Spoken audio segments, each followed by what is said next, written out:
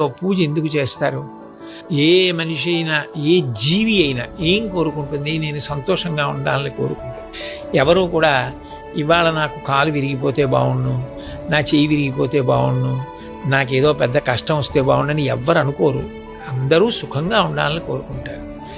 ఆఖరికి శరీరం పడిపోయాక కూడా జీవుడు సుఖంగా ఉండాలని కోరుకుంటాడు. అందుకని ఇక్కడ ఉన్నంత కాలం సుఖంగా ఉండాలి, శరీరం పడిపోయాక సుఖంగా ఉండాలంటే స్వర్గలోకానికి వెళ్ళాలని కోరుకుంటారు. కోరుకోవడం తప్పు కాదు. కోరుకున్నవాడు ఏది చేస్తే అది వస్తుందో తెలుసుకుని చెయ్యాలి. సుఖంగా ఉండాలంటే ఏమిటి ఉండాలి? పుణ్యం ఉండాలి. పడిపోయాక స్వర్గానికి వెళ్ళాలంటే ఏమి ఉండాలి? పుణ్యం ఉండాలి. పుణ్యం అంటే ఏమిటి? నీ గురించి కాకుండా 10 మంది గురించి ఆలోచించడం. నేను తినేశానా లేదా కాదు, కనీసం ఒక్కడికైనా పెట్టానా అంటే కేవలం తను సుఖపడడం కాదు, నా వలన ఇంకొక ప్రాణి కూడా సుఖపడిందా, 10 మంది సుఖపడుతుంది.